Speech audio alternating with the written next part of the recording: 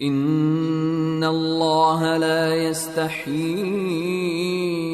ان يضرب مثلا ما بعوضة فما فوقها فأما الذين آمنوا فيعلمون أنه الحق من ربهم وأما الذين كفروا فيقولون ماذا أراد الله بهذا مثلا يضل به كثيرا ويهدي به كثيرا وما يضل به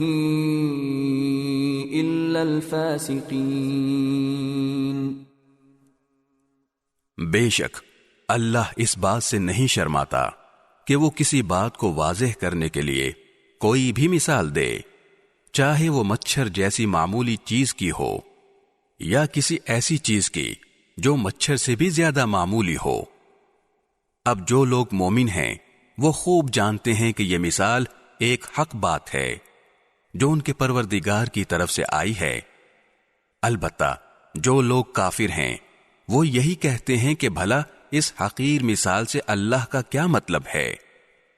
اس طرح اللہ اس مثال سے بہت سے لوگوں کو گمراہی میں مبتلا کرتا ہے اور بہت سوں کو ہدایت دیتا ہے، مگر وہ گمراہ انہی کو کرتا ہے جو نافرمان ہیں۔ الذين ينقضون عهد الله من بعد ميثاقه ويقطعون ما أمر الله به أن يوصل ويفسدون في الأرض أولئك هم الخاسرون۔ وہ جو اللہ سے کیے ہوئے عہد کو پختہ کرنے کے بعد بھی توڑ دیتے ہیں اور جن رشتوں کو اللہ نے جوڑنے کا حکم دیا ہے انہیں کاٹ ڈالتے ہیں اور زمین میں فساد مچاتے ہیں، ایسے ہی لوگ بڑا نقصان اٹھانے والے ہیں۔